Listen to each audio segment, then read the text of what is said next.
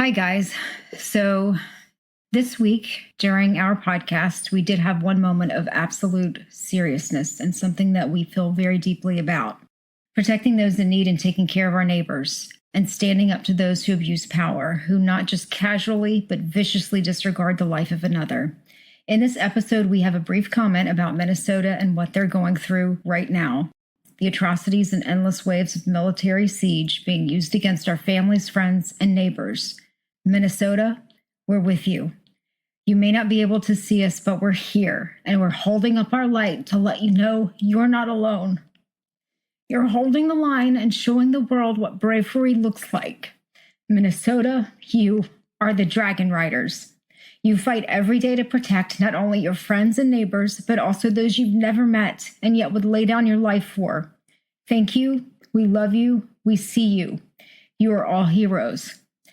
We're going to post some links for various resources you can use to help support those in Minnesota. Let's show them that we've got their backs. This is a call to all who can help. As Rebecca Yaros instructed us to do an Onyx Storm of the Empyrean series, get your leathers. We have dragons to ride.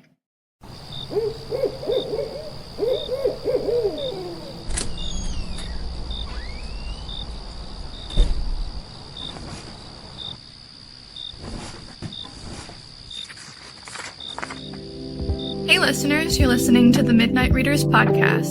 Grab some tea, a midnight snack, and cuddle up in bed as we dive deep into today's most popular fantasies, sci-fi, and mysteries. We're your hosts. I'm Lily. I'm Brittany. And I'm Christy. This season we'll be discussing the paranormal romance with political intrigue, mystery, and an Omegaverse flair. That's right, grab your future husband-to-be. We're headed to Bride's All-America Wear territory. A marriage built on blood is strategy. A marriage forged in blood is diplomacy. But love is choosing the terrifying warlord and this podcast because they're both ridiculously fluffy. Calling all majestic fluffballs. This is your season. In this episode, we'll be discussing Book 2, Mate, the prologue through Chapter 10, where we are thrown into Serena's story with a bit of banter, violence, and a very rough-around-the-edges alpha. Before we get into it, this is your warning for major spoilers ahead. This includes both Bride and Mate, any interviews with the author, and online fan discussions. We're also avid fans of the Moss universe and might accidentally let spoilers slip for other popular romantasy book series as well. Sorry in advance, like the books, this podcast is rated R, so be warned. Also, a friendly reminder to please like, subscribe, and follow. You can find us on Instagram, Threads, Facebook, and YouTube. You can also join our growing community on Patreon for bonus content and more. Now, would we say necessarily that Koen is a majestic fluffball? Because, Yes. I don't know. Yes. He is as majestic as it gets. He's an interesting one, huh? I prefer Koen to Low. I'm just going to go ahead and put that out there.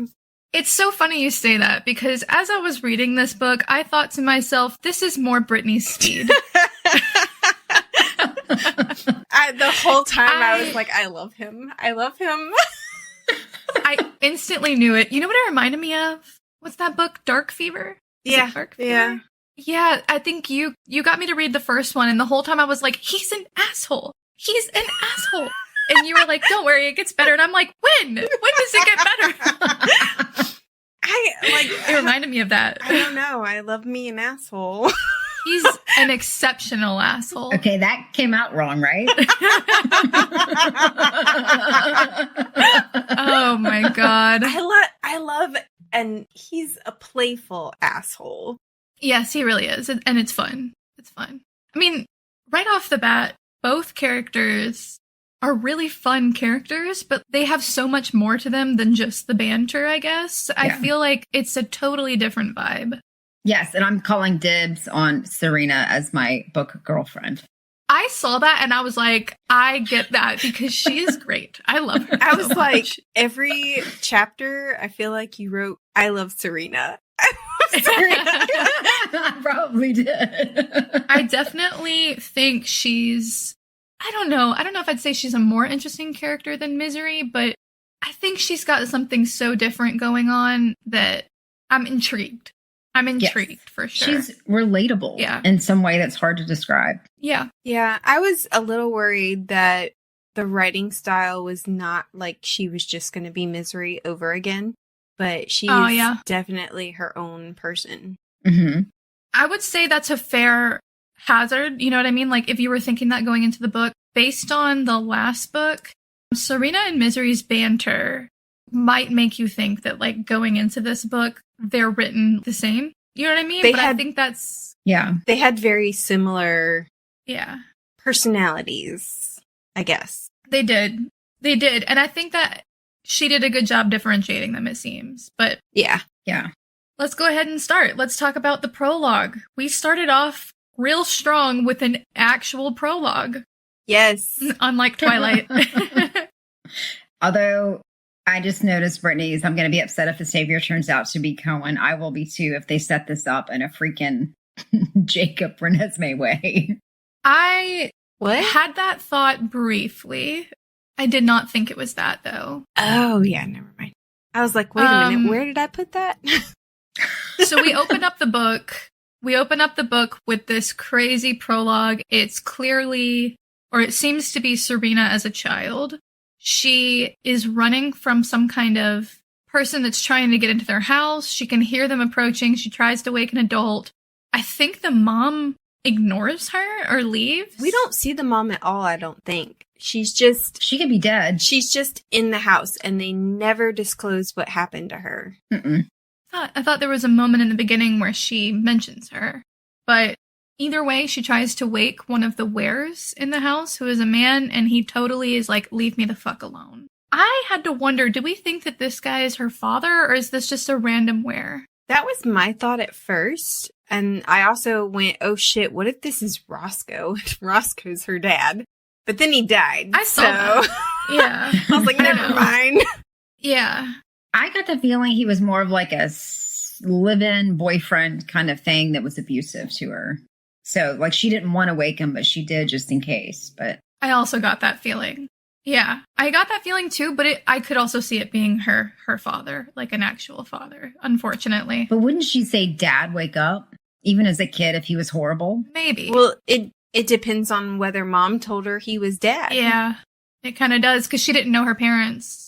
And she remembers this. She didn't, but that would be odd for the mom and dad to be together and for the mom to make it seem like it wasn't his kid. I see what you're saying. Yeah. It doesn't seem like together thing, though. Right. It feels like maybe mom's kind of a working lady. Mm-hmm. And yeah.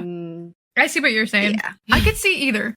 I could see honestly either, but I'm not sure who I think this guy is yet. However, I think the person who broke in is clearly a vampire because at the end she says the heartbeat is slow. Yep. And she noted that the heartbeat was slow. So I think it has to be a vampire. Yeah. Who do we think it is, though? I did not pick that up. Oh, really? Yeah, that was my only contribution to this chapter. It's going to sound crazy, heartbeat. but I kind of thought it was Owen, but Owen is their age. So it doesn't make sense for it to be Owen. I don't know why that came to me, but what if it is just Daddy Lark? I don't know. Well, no. Didn't he come to he said in the last book that he found out about her. I guess I assumed it might have been after she was in the orphanage, but I don't know. I don't remember. I don't know if it's his exact words. Yeah. I don't know if it's clear in the last book when he finds out about her, because to be honest, that whole scene when he's monologuing is so much like unnecessary bull, that I was like tuning some of that out. I was like, yeah, your evil plan. You know what I mean? This guy is too nice, though, too kind. There's no fucking way it's him. Oh, yeah. We don't think that. Yeah. I doubt that Lark is the one that sent them, but maybe he learned about her from him. Maybe. Like somebody we have, because it would have to be somebody we haven't met yet, right? Have we met any of the other male vampires other than Owen and Lark? No. Not that I know of. We haven't met any of the council, any just random vampires. All the guards that we did meet died. So. I mean, I guess it could be a human, but the thing that makes me think it's not a human is that she describes him as death. She's like, he looks like death, which to me, if he's scary enough to look like death, my mind is on vampire, personally. Or maybe a were. Yeah, well, plus 2, would a human be able to kill a werewolf? With a gun, maybe, but Unlikely. she didn't say she didn't note any loud noises, although she was trying to count to 1,000, right? I'm pretty sure you'd hear a gun, though. It just seems like it's not a human, but we actually don't know enough, I guess, to say from the prologue. But herein lies the mystery. Yes, so we start the book with a bit of a mystery. One of many mysteries, I would say, in the first few chapters. Yeah. I think it's funny that Serena calls herself a liar, and she's also lying to us, the reader. But we enter the first chapter with Serena waking up in Oregon, and someone again is trying to break in. Yeah, I was like, ooh, Oregon, near Forks. Oh, I didn't even really think about that. I was just really excited I was in the Pacific Northwest again, because I think that's a beautiful place to put my mind. I mean, to be fair, it could be the bottom of Oregon, which isn't near Forks, but, I was just like, in the Mercy Thompson series, yeah, Christy, the mom, lives in Eugene, Oregon, and so they travel back and forth. Is that the one you hate? With Jessie? Yes, sorry. She's a bitch. Yeah. She's terrible. But she is being pursued by this really creepy vampire. And we start off with this crazy, violent chase scene. Bob. Yeah, she calls him Bob. Koen's like, what should we call him? Bob. Bob is good. She calls everybody Bob. My name's not Bob. It is if she says it is. And they continue to call him Bob. They didn't know his real name. They just let him die without ever knowing who he really was. My first thought when we find out she's in Oregon was, oh, she's up here because Koen is up here. Yeah. But no, she's in Oregon to not be near Koen, as we find out later. Because when he shows up, she's like, why are you here? Where did you come from? Yeah. He comes to save her pretty quickly. And I have to say, in the last episode, I said his pack was in California, and I was thinking about Emory. So my bad. I mean, we didn't catch it. I actually thought the same thing, though, too. I thought he was right there at Emory's place with his pack. Well, my thought was he could be in North California, so I didn't argue with you, because North California is pretty close to Oregon and Washington, so I didn't think anything of it, really, We'll find out. I think we find out that his pack is farther north than that, but... He said something like his pack is a quarter of the country? Yeah, because he has 4 huddles. Damn. Or no, 5 huddles plus a core huddle that report to him. So... Yep. Yeah. And can I say, when I was reading... And he said shart stain. Oh, that was my favorite. I was like, Christy's gonna love him. There were so many times, especially between him and Serena, that the name calling. I kept having to put the book down. And I was like, God damn it, I'm never gonna finish typing up these notes, because every other line was just hilarious. Yeah. The name calling is top tier. I'm just saying. It is. Fuck waffle. It's beautiful. Shart stain. Yeah. And just how beautifully he uses it. I have to say, fuck waffle. For me, fuck waffle doesn't really do it for me, but shart stain, that one took me out. I was like, that's a great one. Okay. He legitimizes the words that he's using, because of the way he uses them are so I don't know. It's like normal conversation, Yeah. He says it so matter-of-factly, Yes. We could do a whole new dictionary for him. Listen here, shit stain. But yeah, so there's this, Bob the Vampire has come to try and kidnap Serena, because he and a handful of other vamps have been looking for her. There is a bounty on her head. Which, dumb-ass vampire. Dumbass vampire. Yeah. Yep. We don't even know yet, by the end of this section, specifically why they want her. There's just a bounty out, because she's half were, half human. Hybrid, and she's a symbol of peace that, nobody wants, but nobody also wants to kill her. If she's a symbol of peace, you would think that they want to kill her. It just... Yeah, I'm not sure. Yeah. Not sure. And I wonder if we really will get a good answer to that, or if it will just be a plot device. Probably. I'm fine either way. I don't care. Chrissy's like, I don't care. I need some thought into my plot. I think there will be an answer, but will it be a good one? We'll see. Yeah.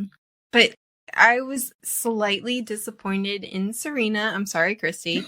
That she believed this ruse when he was like, yeah, you can fuck her and I'll just, I may share her with you. And he's sitting there staring at her, which, mate and all.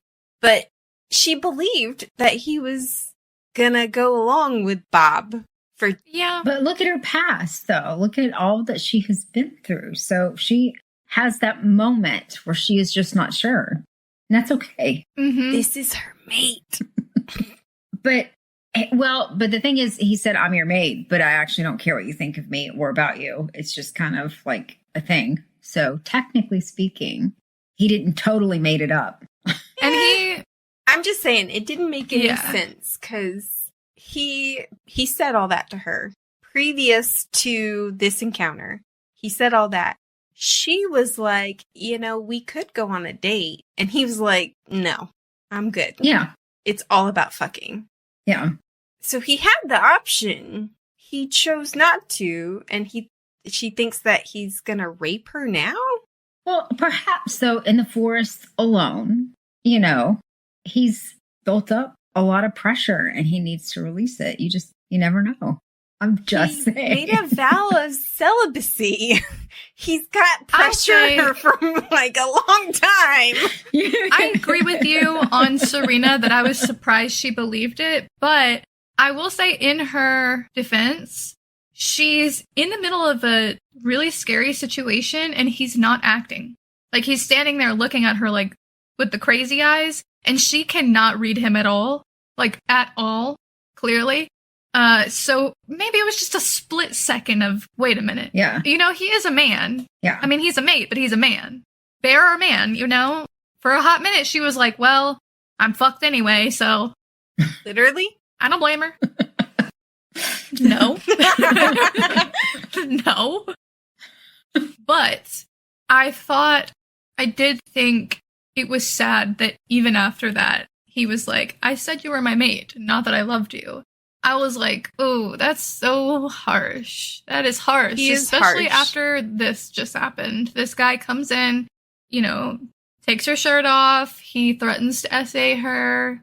He's gonna kidnap her. And you don't have even a little bit of sweetness. My thing is, I feel like if he were nicer to her, she would not trust that. Probably. No, but she doesn't trust him that much anyway. I don't know. I think she does to an extent. I think she trusts him more than she would most. She says she feels safe with him at least. Yeah. I mean, we know she's definitely got secrets that she's not telling anybody about. But damn, I mean, if her whole life has been like the expendable one, the one that, hey, I don't care about you. I don't care about your story, your background, what you're going through. You're here for a purpose and that's it. Yeah. You would probably kind of learn that. Yeah. Yeah. I mean, her thought process is ingrained like that. After this, we travel back to when we left off in the last book, where Koen has realized, that Serena is his mate, and Lo is trying to convince him to tell her. And he's like, no, I shouldn't tell her. Why should I have to tell her? And I'm like, what is with these guys and keeping secrets about their mates? And I know that Lo is saying you should tell her, but okay, Lo, like you didn't tell your mate for how long? Okay. Yeah, but the only reason he's saying you should tell her is because he's like, well, I can't lie to Misery, and Misery's definitely gonna tell her, so... Yeah. I'm telling you because you can't get out of it. Yeah. And so he has to come to terms with the fact that he's gonna tell her, and they have this really awkward conversation, and she's like... And he's like, I'm your mate, and she's like, is this, a terminal diagnosis, or... This is such an awesome comeback. It is. Like, oh, is that permanent? Terminal? Yeah, they are fun. I said it in the last book, but I'm going to say it again. I dislike the way that Allie Hazelwood writes her flashbacks because they take you out of the story. I wish it was... Yeah. I mean, there's a way to do it that doesn't take you out of the story so much or you're going back and forth. And I just wish, like, we could have had the prologue and we could have even started with the vampire thing and then they're driving to Southwest and then you get all of this leading up to where you are now instead of having to go back and forth constantly. I agree that I don't like the 4 months ago, present. Yeah. 2.5 months ago, present. I'm not a big fan of that. Yeah. Yeah. I did want to actually say that I was not intentionally misleading you on the last one. I don't remember what you said. Because, we were talking and I was saying, no, they're not in the Northwest territory, that they're with Misery, that she stays with Misery and Low.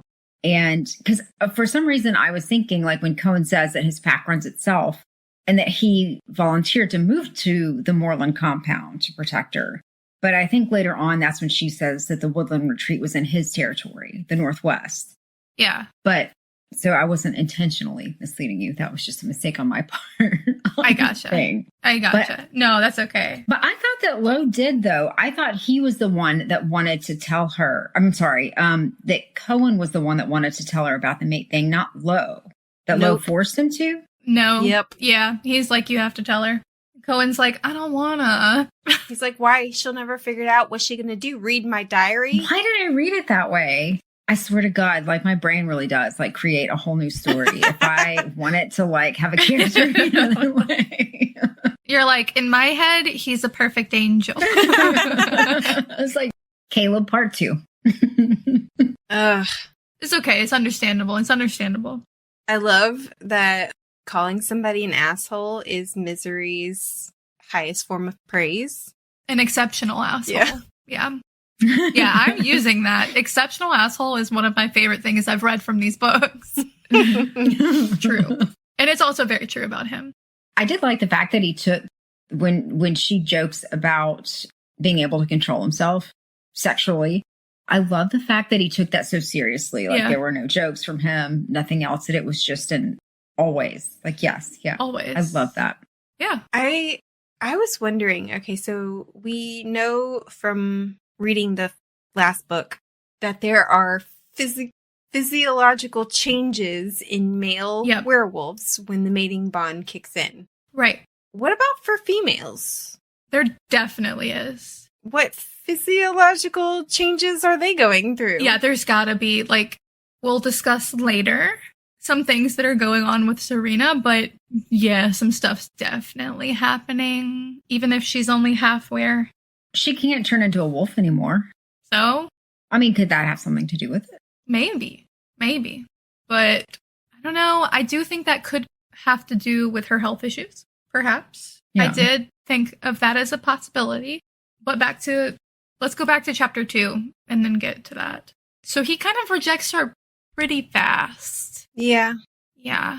And we get a little bit of a glimpse of which is interesting. Her life. Because the rest of the book, they're like, well, Serena rejected him. And I was like, they kind of rejected each other. Yeah. Yeah. Like, yeah. What? Yeah, I'm not sure.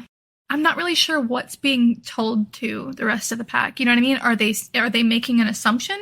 Or is this like something he's saying? I feel like he's not. I got the impression that he was saying it because they were like, he went around and he told everybody that she's his mate, but also that they're not together.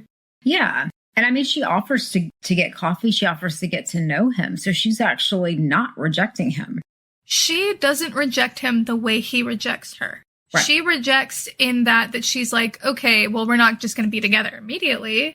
But she's definitely not like, okay, you're my mate. Woo. Yeah. Yeah, which I also love that it's not insta-love. Yeah. I mean, that would be unrealistic. And also not fun at all.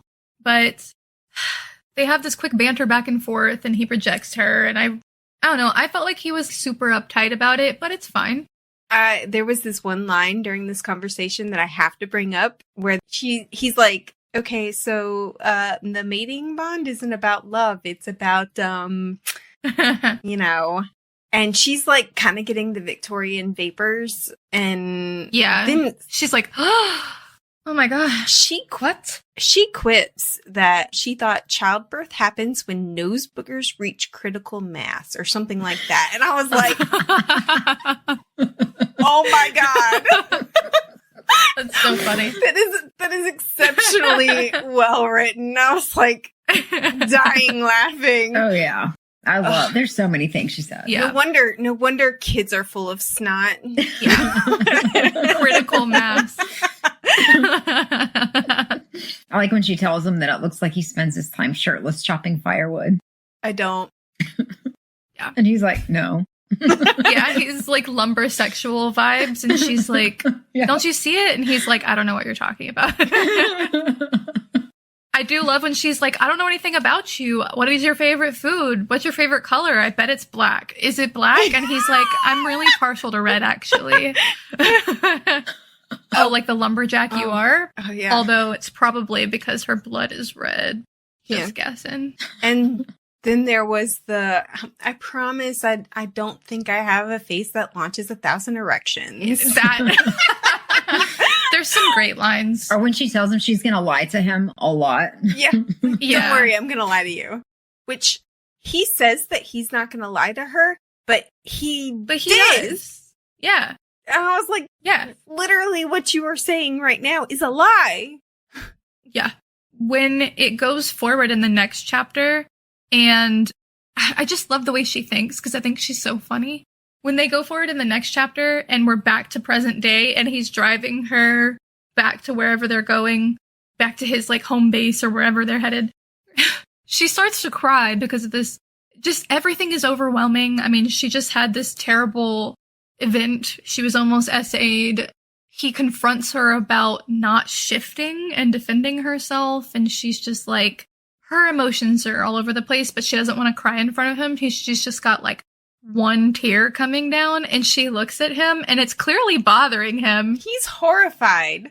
He's horrified that she's crying, but she thinks of it as he can't handle it because it's a girl crying in front of him. And I love that in her mind, she goes full journalist and she's like, big, bad, murderous wolf in charge of thousands cannot handle girl crying. If you notice, a lot of her little quippy moments are like very journalisty. Yeah. I guess. He also he's not very good at mincing his words. Mm-mm. When he gets mad at her for not standing up for herself and for self-isolating, and she's like, well, I don't think it was that big of a deal. Like, I can protect myself. And he's like, you have no family, no pack, no influences, no resources. And he's trying to say, like, this was a bad idea. But he's really putting it out there that she is alone. Being blunt. He's being blunt. Yeah. He doesn't soft pedal shit. He is a little... Yeah. He doesn't. And she takes it really well, too, though. Except she cried. But yeah. I mean... a single tear. One tear. It's a little tear. I think she did, but just because of her own, like, understanding that she's alone. But she takes a lot of his stuff just in stride. She does. They have they clearly understand each other in a weird way. Mm-hmm. And she's like, I think you owe me an apology. And he's like, oh? And she's like, because you stared at my tits? Yeah. In the woods back there? And he's like, I think you owe me an apology for having spectacular tits. And she's like, I hate you. Ugh. Which honestly, if someone said that to me, I would forgive them immediately. It's true. I would be like, you're right. I do have spectacular tits. It's true. Oh, man. And we do get a second mystery here. Apparently, she says that she's dying. Yeah. Or implies Only that she's a little dying. while left to live. Yeah. And I was like, what the fuck? Yeah. My immediate reaction was, wait, huh? Did I miss something? Which is crazy. Because she was perfectly fine just 2 days ago. Or at least she seemed to be. But I guess I'll go back to the interview, which is chapter 4 after this, is the interview where she reveals that she's a hybrid to the rest of the world, which is this really shitty scene where Like, I hate she's just being paraded around. all of her coworkers. She misrepresented herself. She didn't fucking know. Yeah. Like, Yeah, right? Like, what does it have to do with you, bitch? and the geneticist who kept referring to her as the hybrid, because she's not a person. Yeah. And I was like, okay, just because most hybrids can't, have children. I mean, I know mules and all. Doesn't, like, are you sure she can't have children, or are you just making assumptions? Because he makes assumptions in book one. Mm-hmm. They said, the vampires say they heard rumors of hybrids in Europe, but they couldn't go to Europe because they weren't allowed.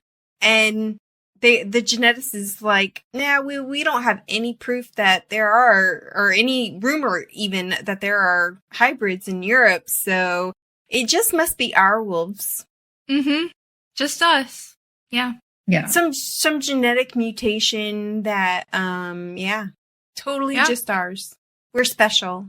And one of the parts about this, when she is kind of thinking back on it, when Serena's thinking back on it right before she goes into the interview, she says something to the effect that people would be like upset, scared, or horrified or whatever if they knew about the collateral program. Which doesn't make sense to me, because how would they not, since that's been a standard thing and they know about the vampires, they know about the werewolves. But she makes it sound like that the public doesn't know about the collateral program. When I read your comment in the notes, I went back and re-listened to that chapter, and I didn't hear the only thing she said about the collateral program was that she lived with misery. Yeah, I think what she meant was people would be shocked if they knew how the program worked out for them. Like how they were treated, how her life was when she was with the collateral. That's what I thought. Because she reflects in the first few chapters, she reflects on her life living with misery and how kind of was shitty for her to live that way. Maybe that's what she was talking about, is about it as a whole, but the way it was phrased was as if the public didn't know about the program. And so it was just like, how would they not know, since that's a high-ranking member of society gives up their kid? So, okay, well, that would at least make more sense, because that was really confusing. Yeah, I don't remember that in this chapter. I'll have to go, maybe it was in a previous chapter. I'll have to go back and find it, but I thought it was in this one. And it's like a passing comment she makes as she's kind of thinking about all the other stuff. But I'll have to go back and find it. Yeah. I have a feeling it's because in the last chapter, she briefly brings up essentially how living with misery she was the secondary thought. Like, misery got stuff because she is essentially the princess of the vampires. And she got poor Serena share just has whatever. To like fight for whatever. Yeah. She got to go to school because Serena got to go to school, or because misery got to go to school, or something like that. Right. But this was a comment that specifically was about the public's knowledge of the collateral program. Like, it was specific to that. That's what I'll go back and look at it. I'll have the book with me. I'll go back and look at it and see. Okay. But I just remember being like confused. Okay. Yeah. And I mean, honestly, if the public knew about most of this stuff, they would be shocked. And part of her job in the interview is to not tell them what's really going on. Like, she's rehearsed this intense shortening of the stories to tell them, how she didn't know, how she found out, and to keep Anna out of the whole situation, because Anna is still at risk if anyone finds out that she's also a hybrid. So they do press her on that, but she doesn't give in, and she feels accomplished that nothing came out of that. Koen is clearly pissed that she's on air, both because he's worried about her, but also because she finds out on air that she could be unfertile for the first time on air. Shitty. And clearly he picks up that upset her. Yeah. As they're leaving, he's escorting her out, and these shitty Secret Service agents make a comment about her being a hybrid, and Cohen's like, what was that? Okay. Did you want to say something to the lady? He almost lost some points with me, because, and I mean, I didn't I was figuring that he didn't actually believe this, but he was like, women belong in the kitchen. I believe that women belong in the kitchen, and this little lady needs to go home and make me a sandwich. And then, of course, he goes home and makes them sandwiches. I was like, okay. That made me laugh out loud because I was like, what the fuck? I was like, he better be playing up to these men. Yeah. Mm-hmm. No, immediately I started laughing. Mm-hmm. I do want to point out something unrelated to the plot. Well, actually, I'm not sure if it's unrelated to the plot, but I wanted to point this out because I thought it was interesting. Even in this fictional world, there is the religious nuts with the picket signs. As she's walking out, she's hearing supporters, she's hearing people who are not supporters, like jeering at her. And then there is one that says, "Blessed with the power of blood and the blood of the power, the flesh will be reborn and take new shapes." And that's clearly like a religious nut with a picket sign, right? I just want to know what that's about. Like, what prophecy is he reading from? I'm assuming it's a he. What prophecy are they reading from that this is coming from? And does it have anything to do with Serena? I don't know. I'm just interested. I would like for it to have something to do with Serena, although it probably doesn't. Maybe that's the part that's dying is actually truly the human side. I don't know. It says the flesh will be reborn and take new shapes. Mm-hmm. So, just saying maybe her being a hybrid is part of the prophecy. I don't know. I'm just spitballing here. Was there a prophecy to begin with? I'm saying that sounds like a prophecy. Okay, so a new prophecy. Okay, I just want to make sure I wasn't like missing something. No, it's okay. That line is so interesting to me because we only get a snippet and it has so much information in it and it's so random compared to what we know about the rest of the series.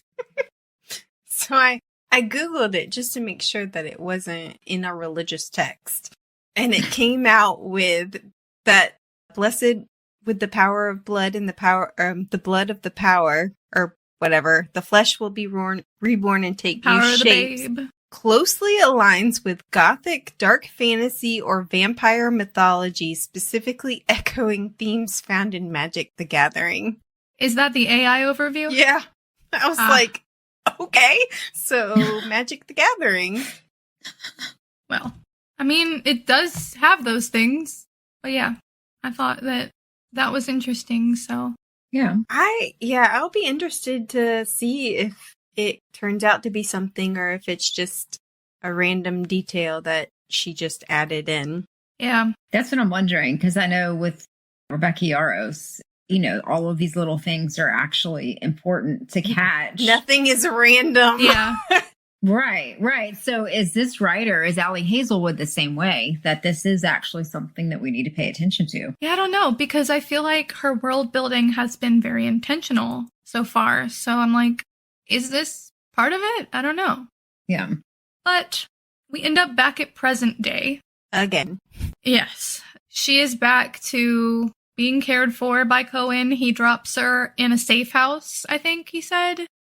In the area that he is in charge of. With 3 of his seconds. Mm-hmm. That are awesome. Yeah. Yorma, Amanda, and Sol. I was so glad that Amanda and Serena were not going to have like this threesome jealousy thing. And me too. There wasn't going to be a rehashing of she isn't one of us. Yeah. Mm-hmm. And they all like love her and dote on her, even though they know that she's not with Koen. Yeah. I was very relieved that all of them are like cool, interesting characters. Although maybe I'm wrong for this, but for a split second, I thought Sol was gay. Just a split. I was like, is he not gay? If we find out he's Amanda's ex. But it's because he was caring and nice and playful with her. And so I was like, oh, we have a gay character. I was like, interesting name for a gay character. Sure, yeah. And then I was like, oh, he dated Amanda. So he's not gay, but that's weird. Werewolves are just different. You can't judge them by He's human just a nice standards. guy. Sorry that I forget that guys can be nice. I'm just saying, he was too nice to her. I was suspicious. And the whole quit doting on her as I dote on her. Right? Exactly. Literally. She's an adult were who doesn't need coddling as he's literally cleaning her feet and rolling socks onto her feet. Do you know the universal sign that cleaning someone's feet is? Yeah. Him cleaning her feet while being like, don't coddle her. I'm like, okay, Koen. The pinnacle of submission right now? Like, anyways. So when I was in college, joined a sorority to help create the sorority, but I didn't plan on staying in the sorority. But in the initiation ceremony, the sorority from another university came and they were the ones who like helped us start. And so they had to clean our feet. And yeah, it was so awkward. That's weird. The whole feet washing thing. But, okay, after this, they get a call from Lo and Misery. And why, I just have to say, why are all video calls on a fucking screen in these books? Why? I just want to know. Most video calls are on screens in books, if I remember correctly, because it makes for a better, I guess, image. I don't know. I just want to know, why can't they just call on a phone like a normal person? Well, she doesn't have her phone anymore because she left it at the cabin. But Koen has a phone. Man, it's like a tennis match. They called Koen. But then you can't have a big group meeting on this little tiny phone. I don't care. Point to Brittany. I just, my hate for video calls is so strong that it is transcending into my hate for book video calls. She says as we're video calling each other. Which was forced upon me, by the way. Second point to Brittany. Which, I don't know if you remember, was forced upon me and I didn't want to do, actually. So you moved to Atlanta, I'm just saying. we could have done this over voice. Third point to Brittany. When does it hit love? Like, what's love on tennis? What? 0 when you have like 3 to 0 or 2 to 0. Oh, it's 3 love. Okay. All right. So 3 love then, Brittany. I don't understand what's going on. Well, it's like a tennis match. You were lobbing the questions and Brittany was answering them. Brittany always has an And answer. then you lob them back and she would answer them. Brittany always has an answer, but they're not always right. Not always right. Well, as the, what's the mediator in tennis called? The ump. Okay, the guy that sits on the chair. So I'm the guy that sits on the chair. The And ref? I ruled that Brittany's were right this time. Whatever. Kudos to Brittany, I guess. I'm going to be stuck doing these video calls anyway. Anyway, so we're having this video call with Misery and Lo. Yeah. And Lo's like, by the way, we're tracking the vampires who tried to kill her. And Cohen's like, who can I kill next? Wait a minute, though. We're forgetting the most precious part of this. Alex. Anna. Anna. Let me just say, I normally find the kid stuff so fucking annoying and I hate it, but it is so adorable. Yes, I love her. And actually makes me think about wanting to have a child. Oh, I love having her in the book. She's like, someone's going to bring me money, a creepy fairy made of tubes.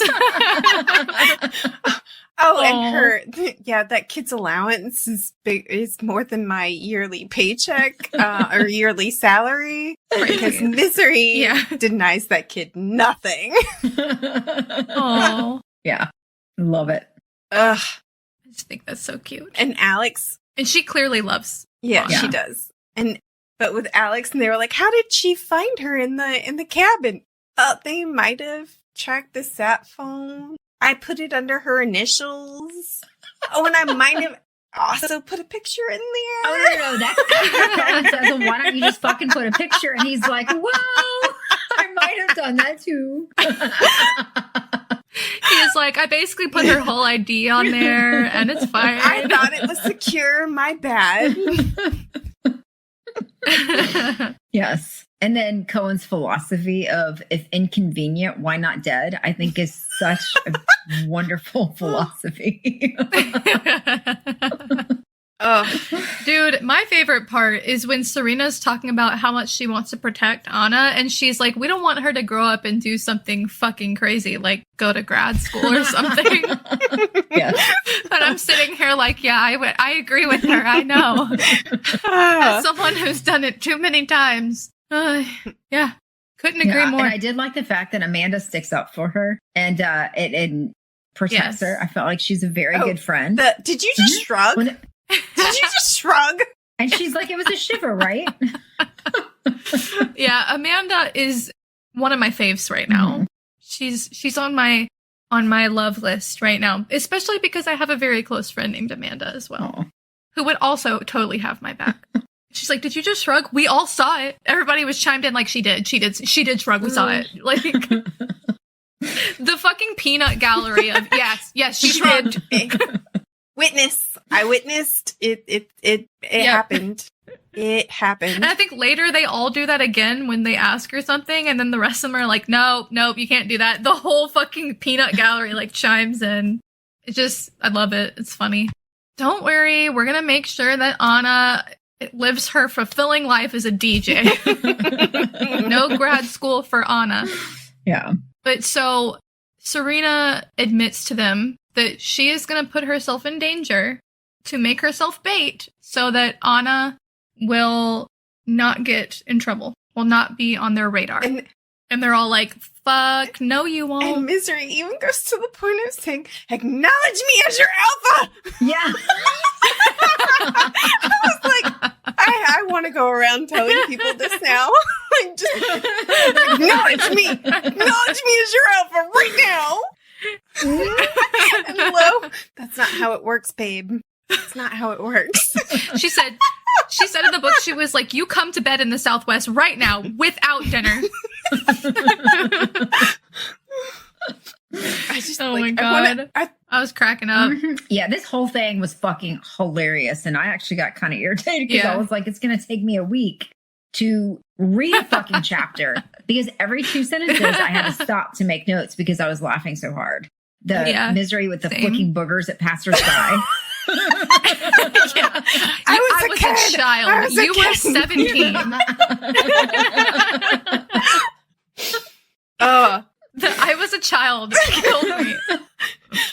Oh, speaking of age, I don't know when she does this, but she was like, you're like 35.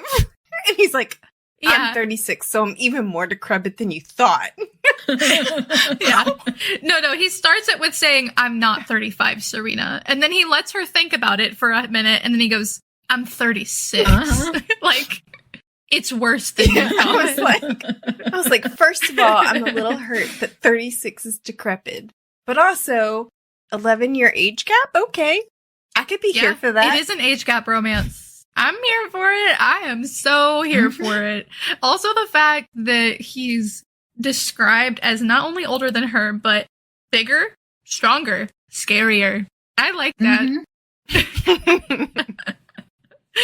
I have a very close friend. I will not name their name, but they will know who I'm talking about, who is into older guys, and I don't think realized it until recently. And I was like, girl, get your bag. You go for it. I'm going to support it. Like, and she was like, should I? And I was like, yes, I think you should. Absolutely.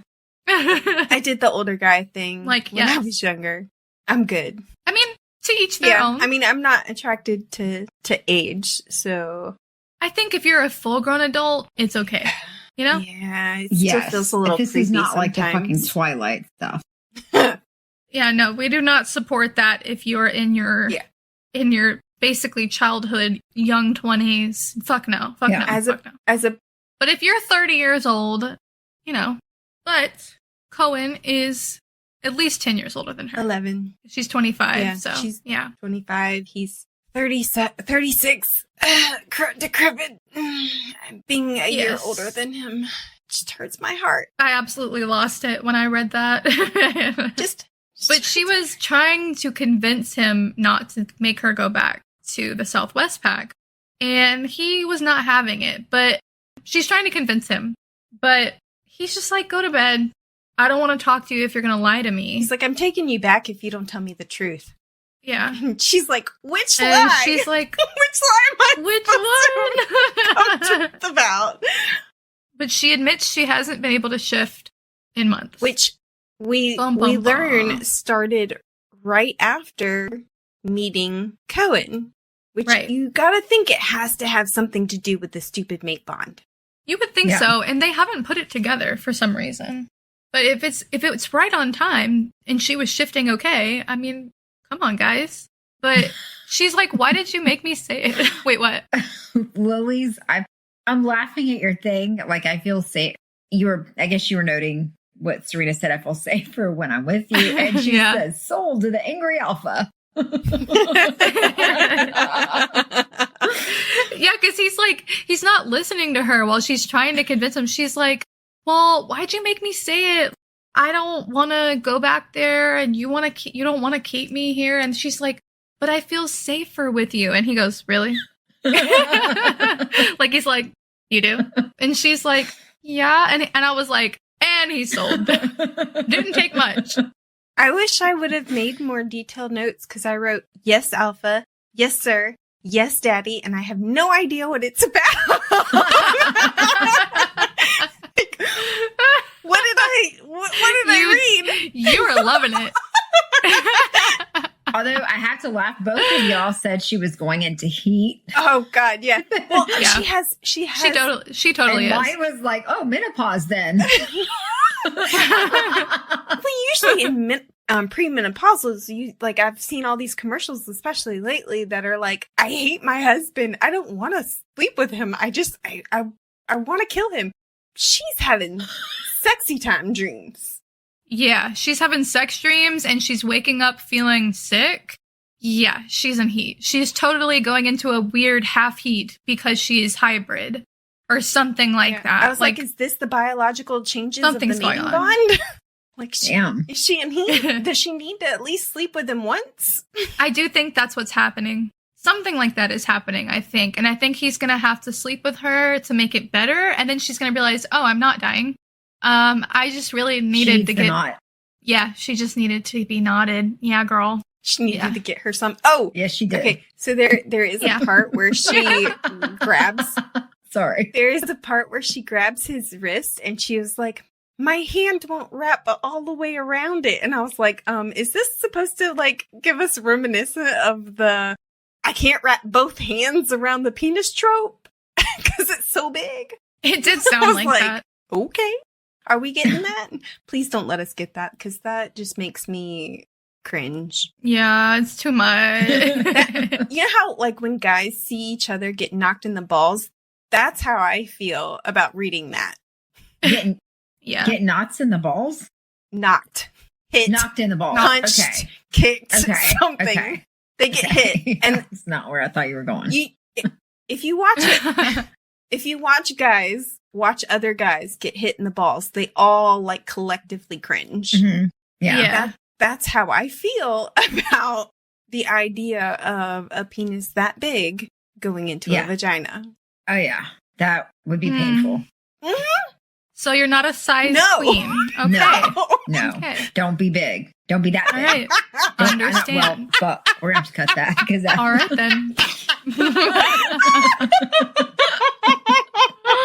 Oh, my God.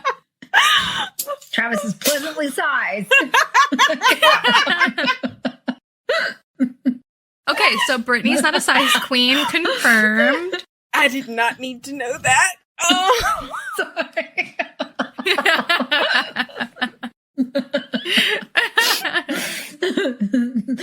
So the old TMI then.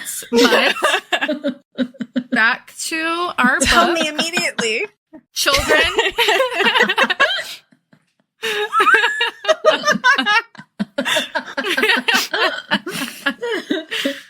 Oh my gosh. But anyway. But I love their banter. He pisses me off, but in a fun way. When she's like, why'd you make me say it? And he's like, hearing you verbally acknowledge your limitations brings flavor and spice to my life. See, I love it when two characters start out hating each other because I feel like it makes the banter better. Not that they Yeah, it not that typically they does. hate each other, But Yeah. just On opposing sides. if I said it in the last episode, if you're gonna make a character an asshole, they need to start out as an asshole, not end as an asshole the way Lo did. Yeah. You know who I see actually? Do you know who Tig Notaro is? Yeah. Okay. Yes. I see Koen personality wise as like a male Tig Notaro. Like I love it. I could see that. Like that deadpan kind of thing. I love that. Okay. I don't know who that is. Brittany's like, what? You would love her. Look her up. You would love her. Okay. So we do find out at the end of that chapter that she's been waking up sick. And that's why we both said that she might be in heat. However, in the next chapter, chapter 8, we find out at least the doctor doesn't think that's what's happening. Yeah, she apparently has... she apparently has a chronic illness, which I was like, ooh, rep! And there was a line where when she woke up, she was... Or, not a line. She said, I was having a good day. Is it a chronic illness? I didn't puke or feel like, my bones were breaking or whatever. And so I was having a wonderful day. And then only to receive bad news from the doctor. And I was like, that is very chronic illness coded. It is. It truly is. Although, you know what my mind went to? Because it's called cortisol surge disorder. To me, it just sounds like she's got high blood pressure. I don't know. That was my first thought. I was like, okay, so I read it heart disease. as like her body is constantly in fight or flight. Like her stress was just constantly pumping adrenaline into her system. I do think that's what's happening. Isn't that everyday life for most of us now? It is for mine. It is in America for a majority of people right now, specifically Minnesota. I hope they're okay. Yeah.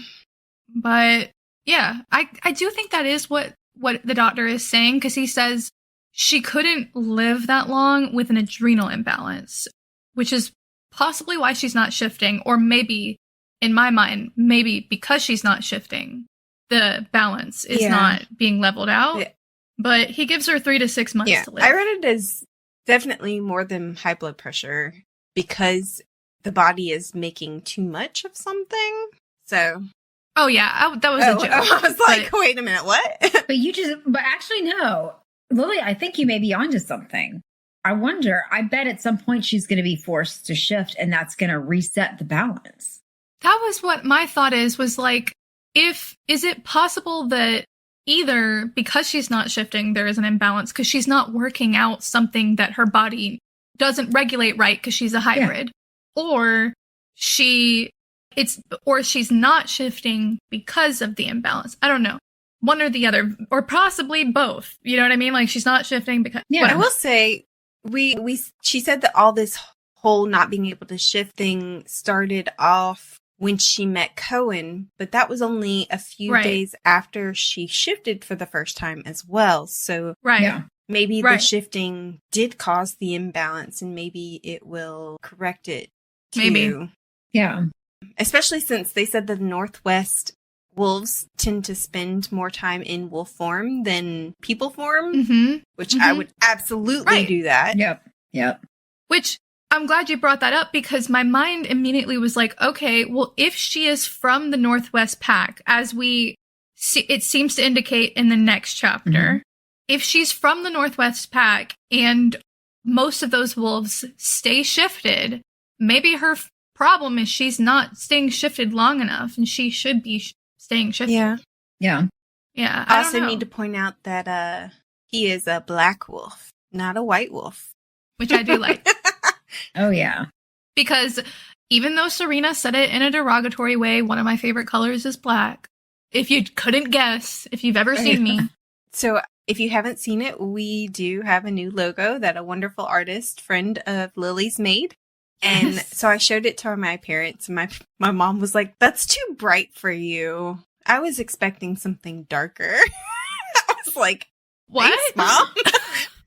What the fuck? You're like, okay, well. I love the logo.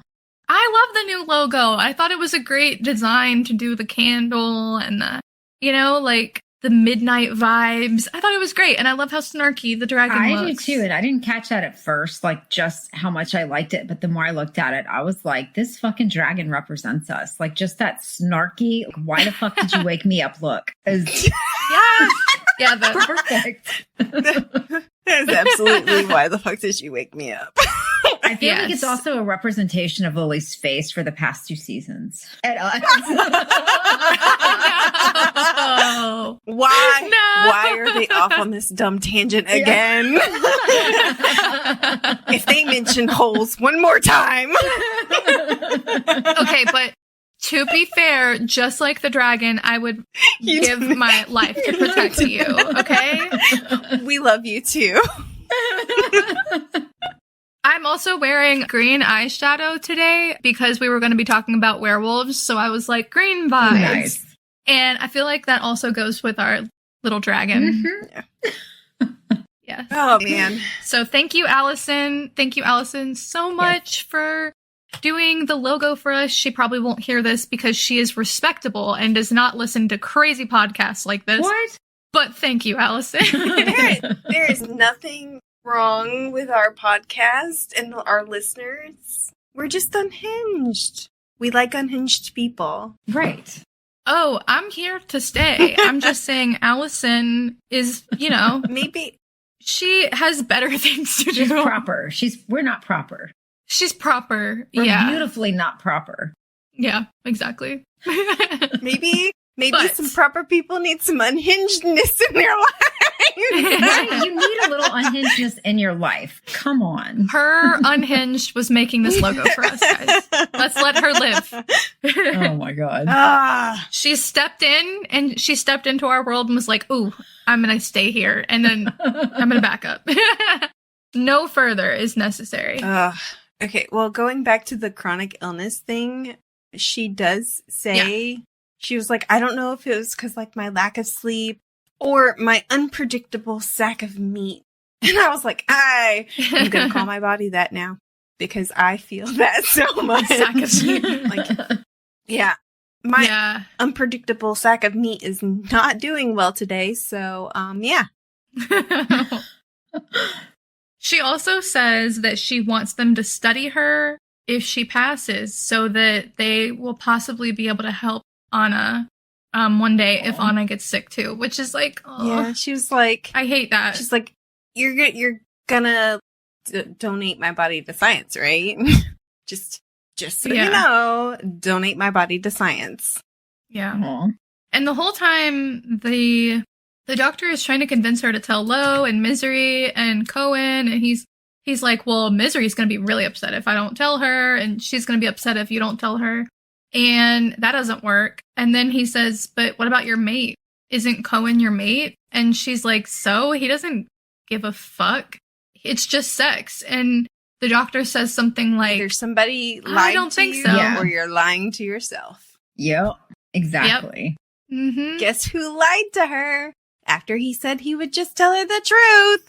Yep. I think he's lying to himself as well. So I don't think he's intentionally lying to her. I think he's just repeating the lie that he said to himself. But I in agree. this chapter too, one thing that I thought stood out a little bit was the fact that she says she's met Owen and did not have the best impression of him. Oh, yeah. Yes. On her. I'd be like, fuck you too. For years. Mm-hmm. Like, she called him an indolent fuckboy with daddy issues. Right. And that's a lot I kind of hate. Which, honestly, So do we, I wasn't quite sure about him in the beginning anyways. I was kind of half and half if he was going to go bad. So perhaps maybe he is not good. I don't think he is. I think he was immature. I think he's just a fuckboy. I think that he was immature. Yeah. And I think that he is part of a society in which they are encouraged to fuck as many people as possible. And he was trying. Mm-hmm. He sure was. Okay, so I'm going to throw out, I know it's been a while. I think it's been since we did the Fourth Wing series, the Empyrean series. I'm going to throw out a potential theory. So I'm thinking he initially helped in the first book because it would get him the seat to get rid of his father. So he pretended to be on her side. But I think he is going to actually screw them over in this book in some way. that he will see a use for her and maybe either kidnap her or something that will show us he's the bad guy. If you remember, he only wanted power so that he could protect his sister. Yeah, that's bullshit. I'm going to call bullshit on that. I'm going to say that for the theory, that was just in line with what he was trying to get at that time. He was known as a lazy person who did nothing until... So are most power seekers. Like, they just want the power so they don't have to fucking do anything. He's misunderstood. He's a bad guy, but I like him. You know what I mean? Like, he's not bad as an evil. He's just kind of like questionable. I'm gonna go out and, I guess, be the outvoted unpopular opinion or whatever, but I don't know. I think Owen's a good guy. I think he has good intentions. I think he loves his sister and that she's the only person that he loves, and he will do anything to keep her safe. Well, I thought Lily was saying that he's a good guy, but just he's the Draco Malfoy kind of, right? I don't think he's a bad guy. I don't think he's a bad guy either. Right. So I think we're all three like totally different opinions. Yeah. So we've got three different theories. See which... We should write these down, damn it. Yeah, I don't think he's a bad guy. I think if he was put in the right situation, he might make the wrong decision. I think he's morally gray, but I think that yes, I agree. He's morally gray in the I will do whatever it takes to protect the ones I love, and the one I love is Misery. Yeah, I get that. Okay. I'm gonna stick with my theory as well, and we'll see. So in the next chapter, in chapter 9, is when we have the chat there's a brief chat with Amanda, where we learn a little bit about the Northwest Pack. Nothing too new besides how the pack works. And the fact that Koen is the werewolf version of Vlad the Impaler. Oh, yeah. He surrounds the territory with spiked cadavers so that people know where the territory ends. At least they're cadavers. They're dead before they go on the spikes. Are they? You know, it's so funny that my mind just glossed over that. Do we know that for sure? Because I'm pretty sure with Vlad the Impaler that they were still wiggling around. Yeah. He did them alive. He said that they had perfected the art of minding their fucking business. Yes. I love it. Yeah. I also think that it's funny. She's like, with all this crazy stuff that I learned about hybrids and werewolves and the legality of child beauty pageants. I was like, for real. Yeah. For real. Dude, that made me laugh too. Oh, it's so funny. Oh, and then the last little thing I have to mention that just made me giggle so hard. Y'all know that Godzilla is my go-to comfort movie, and in here is I'm a single internet rabbit hole away from becoming a hollow earther, and I was like, Godzilla reference. This is not what I expected you to say. I'm pretty sure Allie Hazelwood is a friend to all nerds. I was giddy, jumping up and down, I know that one. Wait, can you explain this to me? The hollow earth is the theory that there is another... I know what the hollow earth is. How does that have to do with that's Godzilla? That's where Godzilla and King Kong and all of them come from. Oh, I didn't know that part. I knew that it was an actual theory, because some people believe that for some reason. But I didn't know that Godzilla was from supposedly the hollow earth. I did not know this, and the fact that you know that is amazing. Oh my god. All right, so we find out in this chapter, because she gets to call Juno, and Misery is there on a video call again. Just so if anyone was wondering, she was supposed it was a video to be call asleep. She was like, I kind of want to talk to Misery, but it's in the middle of the day, and oh, hey, Misery! Hey! I manifested you. Yeah, and Misery was like, or Juno was like, she doesn't have to be here, and Misery was like, she wants me here. She wants me here. I know it. She wants me here. We're psychic. Yeah. I can feel her want. Yes. And we find out that Juno has run her mitochondrial DNA and also some other tests. And we have found out that her mother is the human and that her father is aware. And this makes her very happy. And can I just say that every time I hear the word mitochondrial now, I think of Bing Chan. Because of you. Oh my god. Because of you. Why? Well, it's Johan's fault that I remember that, okay? Because Bang Chan at a fucking concert said, if the mitochondria is the powerhouse of the cell, then stay is what powers us through hell. Music. Oh yeah, music. Yeah, that. Close enough. But anyway, so she's really happy about that because if her father was aware, that's different from Anna because she doesn't want Anna to get sick. So she's like, hopefully that means that we will manifest physically differently so that Anna will not get sick. Which, hopefully. like, okay, so because they kind of imply that because her dad was aware, she is closer to human. And yeah, I'm not really sure why. And because Anna's mom was aware, she's closer to where. Right. I was kind of wondering if they thought that because it's just not really based on the parentage thing, but more based on their observations of them, because Anna is extremely fast and she climbs everywhere and her like physical skills are really strong. And so I wonder if they're basing that comparison on this. I don't know. Or basing it on the body that it was housed in.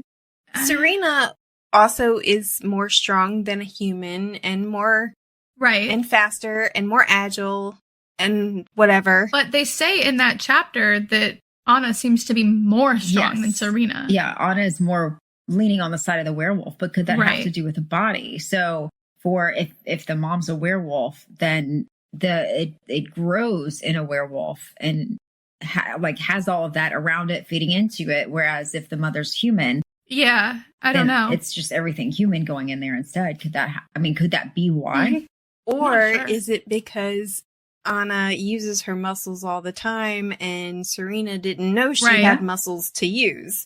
Yeah no, I agree with you personally. I'm not sure if there is a real physical difference between them or if they're just kind of making it up because of the way the two of them act. I'm not really sure. It neither makes sense to me, if that makes sense. So, also, I loved that Serena was like, the people on my good list are basically just the people who I've deemed that haven't tried to kill me or Misery yet. And that's why she's like, I'm accepting of Juno. But then I was like, Juno was questionable at first, though. Does she not? She just doesn't know Does she that. not know about the fact that Juno was calling for her head? She doesn't. Because, I mean... We're just going to look over that for now. We also learned that they did some tests and they compared her DNA with the databanks all over the U.S. between all packs because Koen may have aggressively suggested that people let them look at them. And we find out that her DNA is closest to the Northwest. Oh my god. And when she finds this out and she's like, she goes up to Koen and she's like, I could be your cousin. And I was like, ew! Ew. The mating bond hopefully would never manifest between cousins. Yeah, no. Hopefully not. And Cohen's like, no, I have a cousin. And she's like... Because you can only have one. You never know. You can only have one. In the next chapter, he's like, you really want to be my cousin, don't you? Because she keeps bringing it up.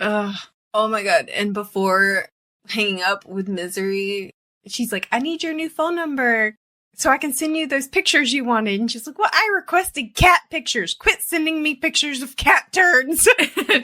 Yeah. I was like, that's so funny. Also, I requested cat pictures. I always, if somebody sent me pictures of cat turds, I'd be pissed. I'd laugh my ass off, but I'd be pissed. Especially if I'm like, ooh, picture. Ooh. I do love that she's clearly surrendered Sparkles to Anna. Yeah. As it should be. And I forget which chapter it's in, but she's like, they said this with the horror that when we told Anna that Sparkles' testicles were at the bottom of a emergent, medical waste, and there will no be Sparkles Jr. or Sparklet. Yeah, there will not be a Sparkles Jr. But we do find out that it seems like for now, Koen is not going to make her return to the Southwest pack. Because he's her alpha now. Yeah. Because he likes to tell her But- what to do. Of course he does. But there is a moment where she says she wants to go back and get her stuff, and she can't tell him what she left at the cabin because it's her medicine, and she's not telling anyone she's sick. Are we sure it's her medicine? Because I got the impression she was like, well, it could be this. It could be, but it wasn't specified what exactly it was. The way she said it was something like, it could be my clothes, or it could be this, or the medicine that I was prescribed for when I needed it. So I don't know if she outright said it, but it sounded like that is what she meant, is what I thought. She said she needed to go back and that she couldn't tell him why. I figured it was the medicine, but the way that she said it made me go, I guess she's not going to reveal what exactly it is that she really wants to go back for. She might. Yeah, it could be something else. It could be something else. Yeah. Also, Allie Hazelwood has a thing for pink plushies. She does. Mm-hmm. Pink penguins. Pink giraffes, pink penguins. The last thing I do want to mention before we finish up here is in this chapter, we learn a little bit of background on how Serena was found. And we read the prologue. So we know that somebody called child services and they must have dropped her somewhere. But she says that she wandered in somewhere and people found her and they didn't know her name. They didn't know her age. They didn't know where she came from. She wasn't in any databases. And so they just named her Serena after one of the child services people's mother. And that stuck. They just started calling her that. Wait. Okay. I don't know as you're reading this. So because she wandered in 2 child services, correct? With no memory. That's how I read it. So could she have been thralled by that vampire to forget her past? That would For make sure. sense, actually. Absolutely. Because, I know she went through trauma, but she also, I was like, did she hit her head? Was there an injury? Why exactly does she not remember her mom or her dad when she very clearly was asking about her mom then? Yeah. Huh. Yeah, that would make a lot of sense, Christy. Okay. And we think it's a vampire, and that gives more credence to it being a vampire. Yeah. So, yeah, I don't know, but I wonder if we're going to find out. Well, one, I think we're going to see more in the next section, her being sick and trying to hide it from people, because now she won't be isolated. So we're going to get that. And then 2, I wonder if we're going to find out anything else about who could possibly be that vampire. Or her mother. Or her dad. Yeah, or her mother. What if she has a sibling out there? A half-sibling. Ooh. Yeah. Mystery. Any other thoughts? So when we read book 1, Bride, first part, loved it. We were gushing over it. Second part, I kind of wasn't, but y'all still were.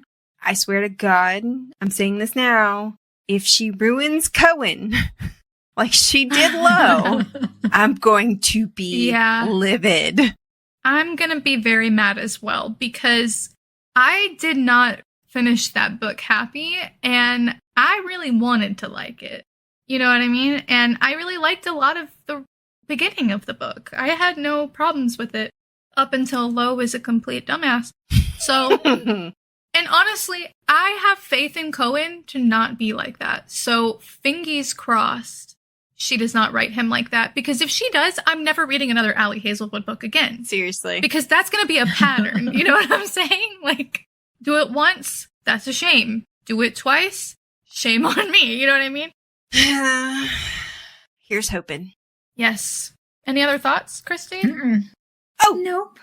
Sorry. Oh? Last Are one. we excited? This is a silly little thing, but they say prickly pear in chapter 10, and I was like, oh my God, I thought that was I've said it to my friends before, and they do not know what it is. And I was like, am I the only, is this a prickly pear cactus? Yeah. Yeah. And I was like, is this a very niche, Southern Georgia thing or whatever? And then for her to mention it as something that is also in Oregon or wherever they are, I was like, What? Okay. I know what that is too. Okay, people just are dumb, apparently. Yeah, I've heard of it before. Yeah. I can't, like, I guess I've never brought it up with y'all, but they were all over my grandparents' yard. And then I would, go to school and be like, yeah, I stepped on a prickly pear and now my foot hurts and all this other stuff. And I don't think they're native to Georgia. yeah, well, they were native to my grandparents' yard.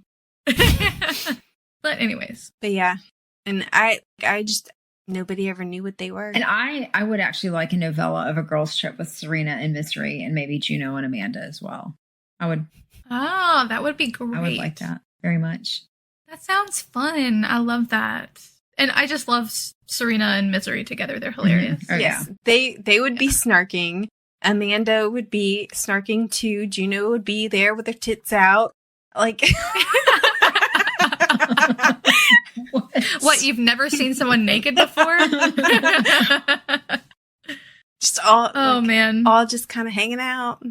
Well, all right. I guess we'll end there. We hope that you'll join us for next week's episode. We'll be discussing Book 2, Mate, chapters 11 through 20. New episodes drop each week. And don't forget to check out last season's discussion on the Twilight series, available now. Please remember to like, subscribe, and follow us on social media. That like and follow are super important for us to continue to bring you new episodes each week. So please, please, please do so.